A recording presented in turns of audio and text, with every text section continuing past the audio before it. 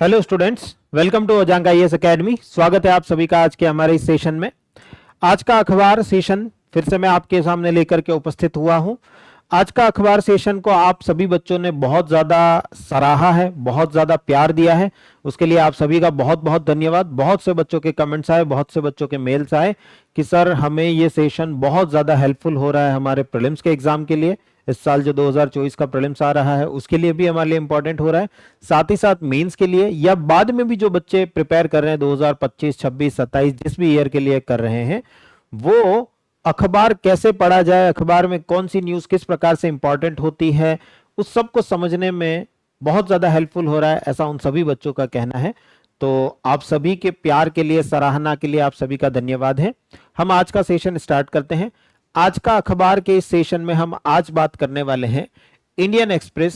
The Indian express के अंदर कौन कौन सी न्यूज है जो हमारे लिए इंपॉर्टेंट है। हम हर रोज अलग अलग न्यूज़पेपर के साथ बात करते हैं, कभी इंडियन एक्सप्रेस के साथ, कभी द हिंदू के साथ, कभी दैनिक जागरण के साथ, कभी जनसत्ता के साथ, ताकि हर वो बच्चा जो न्यूज़पेपर पढ़ रहा है, चाहे कोई सा भी न्यूज़पेपर पढ़ रहा है, वो इस सेशन के साथ कनेक्ट हो सके, आज के पेपर में, आज के अखबार में कौन कौन सी न्यूज इंपॉर्टेंट है उसको समझ सके। तो आज की इस सेशन में हम बात करने वाले हैं द इंडियन एक्सप्रेस के बारे में। और इस इंडियन एक्सप्रेस के अंदर अगर आप देखेंगे तो पहला पेज तो इलेक्शन के रिलेटेड है। सेकंड पेज जो आप देखेंगे द वर्ल्ड्स के नाम से जो पूरा पेज है, इसके अंदर आप एक इंपॉर्टेंट न्यूज देखेंगे। China doesn't want countries to attend Switzerland peace summit. Zelensky, Ukraine के जो प्रेसिडेंट है व्लादिमीर जेलेंस्की, उनका कहना है, अभी अभी आप जान रहे हैं रशिया यूक्रेन वार चल रहा है, कई सालों से चल रहा है, अब तो सालों का युद्ध हो गया है ये। तो इसके अंदर अब एक पीस समिट कराने की बात चल रही है, एक शांति वार्ता कराने की बात चल रही है। और इस शांति वार्ता के अंतर्गत जो यूक्रेन के प्रेसिडेंट हैं उनका कहना है, जेलेंस्की का कहना है, व्लादिमीर जेलेंस्की का कहना है कि चाइना नहीं चाहता, चीन नहीं चाहता कि स्विट्जरलैंड के अंदर आयोजित होने वाली ये शांति वार्ता सक्सेसफुल हो, सही तरीके से पूर्ण हो, ऐसा चीन बिल्कुल भी नहीं चाहता। ऐसा जेलेंस्की का आरोप जो है यहां देखने को मिलता है। तो यहां पर हम देख रहे हैं वर्ल्ड अफेयर्स में चाइना अपनी टांग अड़ाने का काम यहां पर भी करता दिखाई दे रहा है। तो पहली न्यूज हमारे लिए ये इंटरनेशनल रिलेशंस, अंतरराष्ट्रीय संबंध के दृष्टिकोण से एक महत्वपूर्ण न्यूज यहां पर बन जाती है। इससे चाइना को क्या फायदे हो सकते हैं, क्या बेनिफिट्स हो सकते हैं, इस पर भी हमें सोचने की बहुत ज्यादा जरूरत है।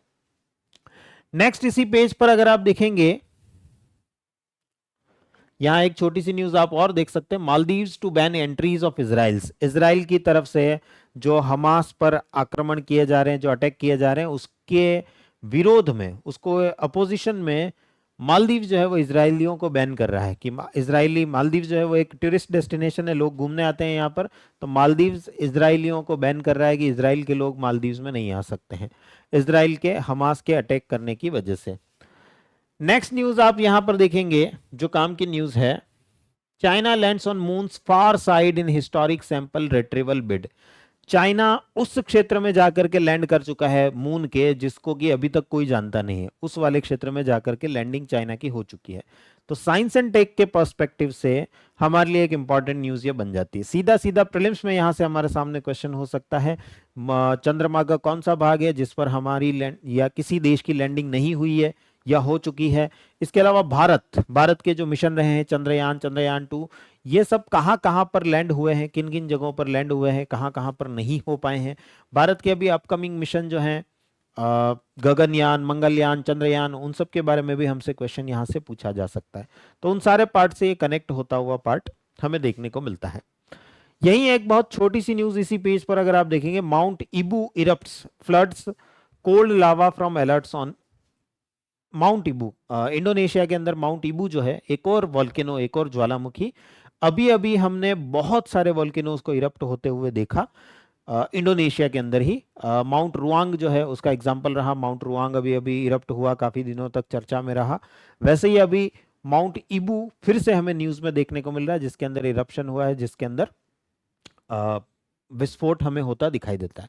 तो प्रीलिम्स में हमारे सामने सीधा क्वेश्चन लोकेशन बेस्ड हो सकता है, यहां से माउंट इबू कहां पर है, या कुछ बेसिक ज्योग्राफी के क्वेश्चंस हमारे सामने हो सकते हैं। वोल्केनोज क्या होते हैं, कितने टाइप के होते हैं, क्यों बनते हैं, प्लेट टेक्टोनिक थियरी से जुड़ करके क्वेश्चन हमारे सामने आ सकते हैं कि प्लेट डाइवर्ज करती है तो वॉल्केनो होते हैं, प्लेट कन्वर्ज करती हैं एक दूसरे की तरफ बढ़ती हैं तो वॉल्केनोज बनते हैं, या पैरेलल मूवमेंट करते हैं तो वॉल्केनो बनते हैं, कब किस स्थिति में क्या क्या स्थितियां बनती हैं, वो जो सारा पार्ट हम बेसिक ज्योग्राफी के अंदर पढ़ते हैं वहां से हमारे सामने यहाँ से डेफिनेटली क्वेश्चन एक हो सकता है वॉल्केनोज को लेकर के, ज्वालामुखी को लेकर के, या लोकेशन बेस्ड क्वेश्चन यहाँ से हो सकता है। मेंस में हमारे सामने क्वेश्चन हो सकता है कि इंडोनेशिया में ही हाल ही में इतने ज्यादा वॉल्केनिक इरप्शन, ज्वालामुखी उद्गार क्यों देखने को मिले हैं, पैसिफिक रिंग ऑफ फायर, प्रशांत अग्निवलय पेटी क्या होती है, क्यों होती है, वगैरह वगैरह ऐसे क्वेश्चन हमारे सामने यहाँ से मेंस में भी हो सकते हैं। तो ये कुछ इंपॉर्टेंट न्यूज इस पेज पर, पर्टिकुलर फर्स्ट पेज पर हमें देखने को मिल रही है। नेक्स्ट अगले पेज पर हम चलें। फर्स्ट पेज जो है आज के न्यूज़पेपर का, इसमें अगर आप बॉटम में चलेंगे, यहां आपको एक न्यूज मिलेगी, in Telangana draft for gig workers minimum wage maternity benefits. यहां कुछ शब्द आए हैं तेलंगाना की तरफ से, the draft Telangana platform based gig workers policy 2024। ये एक ड्राफ्ट जो है, मसौदा जो है, वो तेलंगाना की राज्य सरकार द्वारा लाया गया है, जिसके बारे में ये न्यूज है। पर यहाँ से कुछ बेसिक सी चीजें, जो वर्ड्स आपको दिखाई दे रहे हैं वो बेसिक से वर्ड्स आपके सामने प्रीलिम्स में सीधे सीधे हो सकते हैं। गिग वर्कर्स क्या होते हैं, गिग इकोनॉमी क्या होती है, मिनिमम वेजेस क्या होते हैं, न्यूनतम मजदूरी क्या होती है, गिग अर्थव्यवस्था क्या होती है, ऐसे ऐसे जो शब्द हम जनरली देखते हैं इकोनॉमी के, बेसिक इंडियन इकोनॉमी, भारतीय अर्थव्यवस्था के जो कुछ बेसिक से शब्द, टर्मिनोलॉजीज, वहां से हमारे सामने प्रीलिम्स में सीधा क्वेश्चन हो सकता है।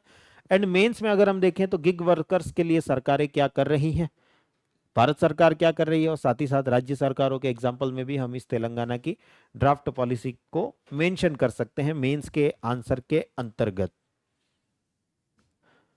नेक्स्ट चलें अगर हम, तो अगले कुछ पेजेस इलेक्शन और उससे जुड़ी हुई खबरों के हैं, तो उनसे हम आगे बढ़ेंगे।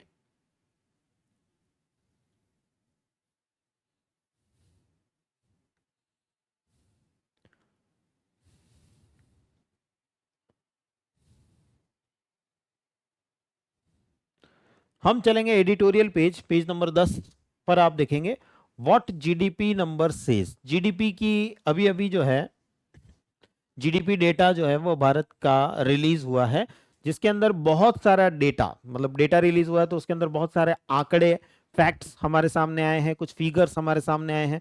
तो उन फिगर्स पर, फैक्ट्स से हम क्या समझ सकते हैं, इससे रिलेटेड एक पूरा आर्टिकल, एडिटोरियल, संपादकीय आपको यहाँ देखने को मिलेगा, जिससे डेफिनेटली आपको गो थ्रू होना चाहिए। जीडीपी की ग्रोथ रेट कैसी रही है, एक्सपर्ट्स का क्या कहना है, कितनी और सरकार जो है वो इसमें क्या कर सकती है, किस किस फील्ड में हम पिछड़ रहे हैं, किस किस फील्ड में हम आगे जा रहे हैं, वो सारी बातें यहाँ पर करी जा रही हैं, की गई हैं। तो इससे आपको डेफिनेटली गो थ्रू होना चाहिए, इस पर्टिकुलर एडिटोरियल को आपको डेफिनेटली देखना चाहिए। वहीं अगर आप नेक्स्ट पेज पर चलेंगे, दी आइडियाज पेज पर चलेंगे, यहां पर भी उसी जीडीपी के डेटा से रिलेटेड कुछ बातें और बताई गई है। From repair to growth, economy की रिपेयरिंग हो गई है, अब हमें ग्रोथ की तरफ बढ़ना चाहिए, ऐसा एक आर्टिकल हमें यहां देखने को मिल रहा है। डेफिनेटली आपको इसको देखना चाहिए, पढ़ना चाहिए। और साथ ही साथ a new kind of green energy, जो हमारा एनर्जी सेक्टर है, एनर्जी क्राइसिस है, जहां हम ग्रीन एनर्जी की तरफ, हरित ऊर्जा की तरफ, स्वच्छ ऊर्जा की तरफ, क्लीन एनर्जी की तरफ बढ़ना चाहते हैं। वहीं एक तरफ हम फॉसिल फ्यूल्स, जीवाश्म ईंधन वाले फ्यूल को छोड़ नहीं पा रहे हैं, तो उससे रिलेटेड एक आर्टिकल यहां आपको देखने को मिलता है। यहां पर एक प्रधानमंत्री नरेंद्र मोदी का भी आर्टिकल आपको देखने को मिलता है, we need to dream new dreams, हमें कुछ नए सपने देखने की जरूरत है। तो इसे आप जस्ट गो थ्रू हो सकते हैं, इसे आप पढ़ सकते हैं, इसमें कोई दिक्कत नहीं है। नेक्स्ट पेज जो एक्सप्लेन्ड पेज है, वहां पर a women president in Mexico, a victory for gender equality. Gender equality क्या होती है, सीधा प्रीलिम्स में आपके सामने क्वेश्चन, आर्टिकल, कौन कौन से आर्टिकल्स हैं, किस प्रकार से ये हमारे लिए फंडामेंटल राइट है, मूल अधिकार है, जेंडर इक्वालिटी, लैंगिक समानता, कौन कौन से आर्टिकल इससे डील करते हैं, भारत के संविधान के कौन कौन से अनुच्छेद इसके बारे में बात करते हैं, वैसा वैसा कोई भी सीधा क्वेश्चन हमारे सामने प्रीलिम्स में आ सकता है। जेंडर इक्वेलिटी होती क्या है, ये हमारे सामने प्रीलिम्स में क्वेश्चन हो सकता है।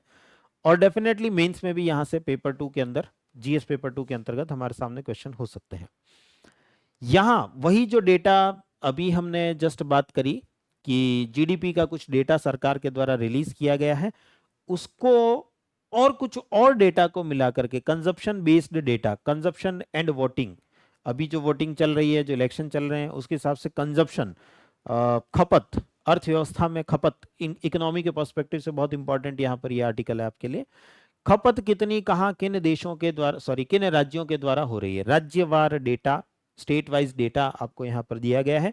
कौन कौन से स्टेट्स हैं जहां पर खपत बढ़ी है, कंजप्शन बढ़ा है, कौन कौन से स्टेट्स हैं जहां पर खपत घटी है, कंजप्शन घटा है, और इसका क्या मतलब होता है, फिस्कल डेफिसिट क्या होता है, कैपिटल स्पेंड्स क्या होते हैं, जो बेसिक इकोनॉमी में आप टर्म्स पढ़ते हैं, टैक्स रेवेन्यू क्या होता है, कंजप्शन डिवाइड किस तरीके से north India and south India के बीच में प्रकट हो रहा है, क्रिएट हो रहा है, उसके बारे में बात की गई है।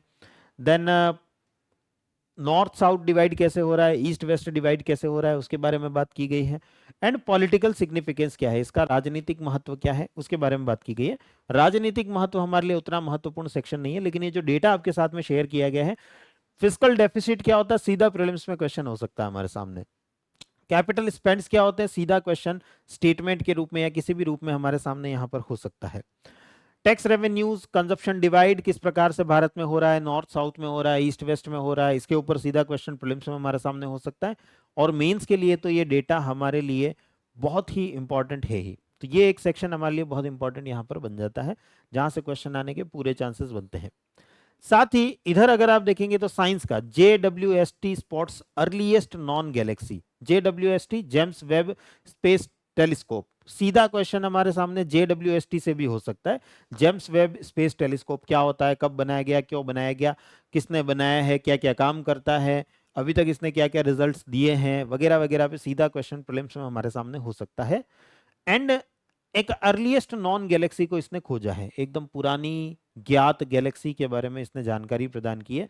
गैलेक्सी क्या होती है, सीधा पिछले साल का क्वेश्चन अगर आप देखें 2023 प्रीलिम्स के अंदर क्वेश्चन देखें, नेब्यूला क्या होता है, नेब्यूला, सिफिड, इन सबको मैच कराने टाइप, कॉलम मिलाने वाला, स्तंभ मिलान कराने वाला क्वेश्चन हमारे सामने था। गैलेक्सी भी हमसे पूछी जा सकती, गैलेक्सी क्या होती है, नेब्यूला क्या होता है, इस प्रकार के क्वेश्चन हमारे सामने डेफिनेटली हो सकते हैं। तो बहुत बेसिक से क्वेश्चन यहाँ पर प्रीलिम्स में हमारे सामने बन सकते हैं। नेक्स्ट पेज पर अगर हम चलेंगे,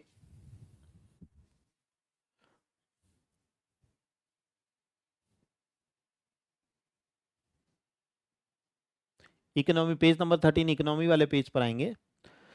यहां आपको एक न्यूज मिलेगी, why is monetary policy committee likely to leave repo rate unchanged. Monetary policy committee जो है वो रेपो रेट को अनचेंज्ड यानी उसमें कोई परिवर्तन क्यों नहीं करना चाहती है, उसको समझाया गया है यहां पर। तो डेफिनेटली मेंस के पर्सपेक्टिव से तो हमारे लिए इंपॉर्टेंट है ही कि रेपो रेट के चेंज होने से क्या होता है, क्या नहीं होता है, क्या प्रभाव पड़ेंगे, बढ़ाएंगे तो क्या होगा, बढ़ाएंगे तो क्या होगा, आरबीआई के पास में मॉनेटरी टूल्स किस प्रकार के होते हैं। मेंस के लिए तो इंपॉर्टेंट है ही, प्रीलिम्स में भी हमारे सामने सीधा क्वेश्चन हो सकता है रेपो रेट से रिलेटेड, रेपो रेट क्या होती है, बढ़ने पर क्या प्रभाव पड़ सकते हैं, घटने पर क्या प्रभाव पड़ सकते हैं, ऐसा कुछ भी यूपीएससी हमारे सामने प्रीलिम्स में पूछ सकती है। मॉनेटरी पॉलिसी कमिटी क्या होती है, क्यों बनाई गई है, कौन ऑपरेट करता है, हेड कौन होता है, इस प्रकार के जो फैक्ट्स होते हैं वो भी हमारे सामने प्रीलिम्स में यहां पर हो सकते हैं।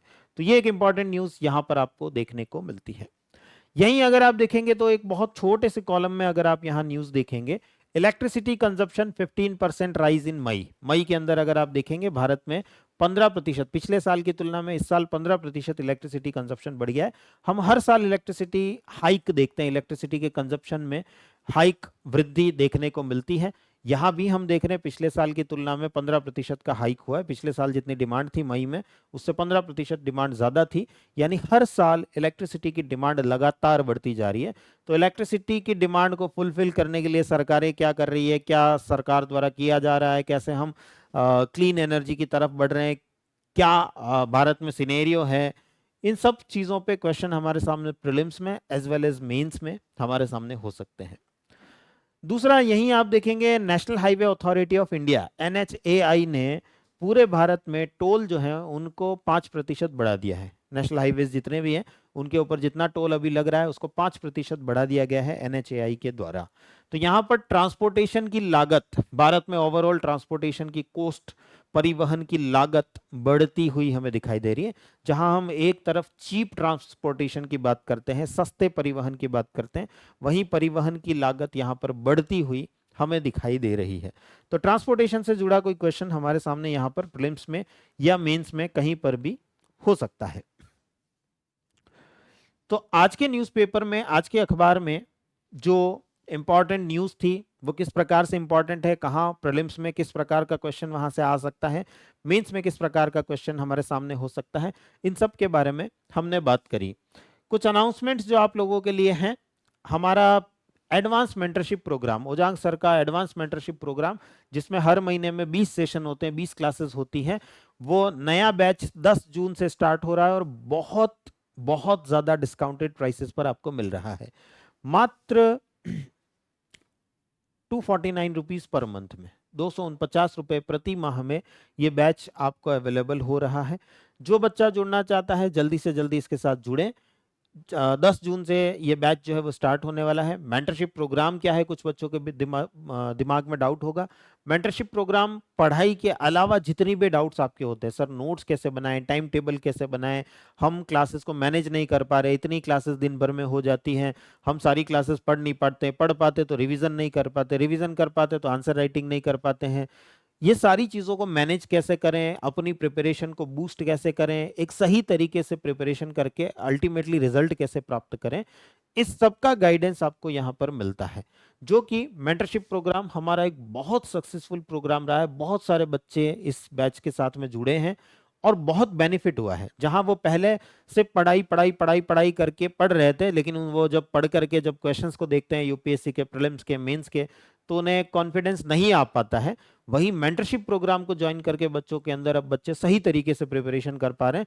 तो एनसीईआरटी पढ़ के, बुक को पढ़ के, क्लास में पढ़ के उनको प्रीलिम्स में, मेंस में किस प्रकार की अप्रोच हमारी होनी चाहिए वो सब चीजें सीख पा रहे हैं और साथ ही साथ अपना प्रॉपर टाइम शेड्यूल फॉलो कर पा रहे हैं, प्रॉपर पढ़ाई हो पा रही है, प्रॉपर नोट्स बन पा रहे हैं, सारी चीजें कर पा रहे हैं।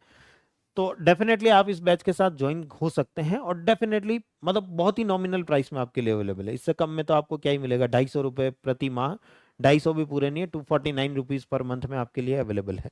10 जून से हमारा बैच, नया बैच स्टार्ट हो रहा है। जो बच्चा जुड़ना चाहता है डेफिनेटली इस बैच के साथ में जुड़ सकता है। हमारा जो एनसीईआरटी बैच है, चैप्टर बाय चैप्टर बैच, एकदम एक एक एक एक चैप्टर जो है एनसीईआरटी के आपको पढ़ाए जाएंगे। ओजांग सर और डॉक्टर ओंकारनाथ सर का बैच 7 जून से स्टार्ट हो रहा है। पूरे 8 महीने का बैच ये रहने वाला है। 8 मंथ्स का, 8 महीनों का बैच जो है ये रहने वाला है। जो बच्चा इस बैच के साथ जुड़ना चाहता है, अभी जबरदस्त डिस्काउंट अवेलेबल है इस पे। वैसे ये 12,000 रुपए का बैच है, लेकिन फिलहाल ये आपको 2,999 रुपए में उपलब्ध हो रहा है। आपको 75% का डिस्काउंट जो है यहां पर मिल रहा है। सिर्फ 25% फीस देनी है आपको। 12,000 रुपए का बैच आपको मात्र 3,000 रुपए में, 2,999 रुपए में पूरे 8 महीनों का बैच होने वाला है। 7 जून से ये बैच स्टार्ट हो रहा है। और भी कुछ डिटेल जानना चाहते हैं, दिए हुए नंबर पे कॉल करके बाकी की डिटेल ले सकते हैं। एंड जो गुरुकुल बैच है हमारा, ऑफलाइन गुरुकुल में आकर के जो बच्चे पढ़ना चाहते हैं, ऑफलाइन प्रिपरेशन करना चाहते हैं, हमारा Gurukul campus, Ojaank Gurukul campus Noida C49 sector 48 के अंदर है। वहां पर आकर के कोई बच्चा ज्वाइन करना चाहता है तो 10 जून से 10 जून से हमारा नया बैच जो है वो स्टार्ट हो रहा है। सुपर 80 बैच यहाँ पर स्टार्ट हो रहा है। 1 साल का कंप्लीट बैच रहेगा, जिसके अंदर प्रीलिम्स, मेंस और इंटरव्यू तीनों की प्रिपरेशन आपको करवाई जाएगी। साथ ही साथ बहुत सारी और सुविधाएं हैं, बहुत सारे और व्यवस्थाएं आपके लिए की गई हैं। खाना पीना ठहरना सारी व्यवस्थाएं, इसके अलावा लाइब्रेरी फैसिलिटीज, जो आपको प्रिपरेशन के दौरान जो तनाव होता है, जो स्ट्रेस होता है, उसको हैंडल करने के लिए योगा फैसिलिटीज, रोज सुबह योगा करवाया जाता है। आपका दिन भर का टाइम टेबल जो है वो चेक किया जाता है, आपने कितना अपना टाइम शेड्यूल फॉलो किया, कितना होमवर्क आपने किया है, नहीं किया है, क्या दिक्कतें आ रही है, दिक्कतें समस्याएं आ रही है तो कभी भी औचक निरीक्षण हो जाता है ओजांग सर के द्वारा।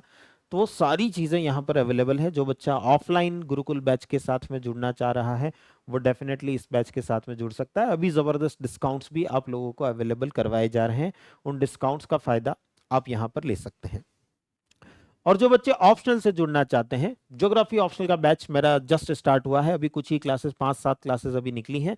जो बच्चा ज्योग्राफी ऑप्शनल से ज्वाइन होना चाह रहा है, जुड़ना चाह रहा है, उसको अभी जबरदस्त डिस्काउंट्स यहाँ पर अवेलेबल हैं। 15,000 रुपए का बैच है, लेकिन फिलहाल आपको 60% ऑफ पर 6,000 रुपए में अवेलेबल है। उसमें भी अगर आप पीवी सर 500 कूपन कोड का प्रयोग करेंगे तो आपको एडिशनल अतिरिक्त 500 रुपए का डिस्काउंट मिलेगा, जिसकी वजह से ये बैच आपको 5,500 रुपए में उपलब्ध हो रहा है। इतना जबरदस्त डिस्काउंट फिलहाल आपके लिए अवेलेबल है, बाद में ये डिस्काउंट्स नहीं रहेंगे। बाद में आप जब इस बैच को ज्वाइन करेंगे 15,000 रुपए में आपको बैच ज्वाइन करना पड़ेगा। उसमें भी बहुत सारी क्लासेस रिकॉर्डेड मिलेंगी, क्योंकि क्लासेस अभी लाइव चल रही है। तो जो बच्चा लाइव जुड़ना चाह रहा है, जल्दी से जल्दी जुड़े। हर रोज हमारी लाइव क्लासेस यहाँ पर हो रही हैं। बाद के लिए रिकॉर्डेड क्लासेस भी आपके लिए अवेलेबल रहती है। तो ये सारे कुछ अनाउंसमेंट हैं, कुछ बैचेस हैं आप लोगों के लिए, जिनसे कि आप यहाँ पर जुड़ सकते हैं। मिलते हैं नेक्स्ट सेशन के अंदर। नेक्स्ट सेशन के अंदर आज का अखबार का सेशन, कल का जो अखबार होगा उसके अंदर हम फिर से मिलेंगे। उसके अंदर कौन कौन सी न्यूज़ इंपॉर्टेंट है, प्रीलिम्स के लिए कहाँ तक इंपॉर्टेंट है।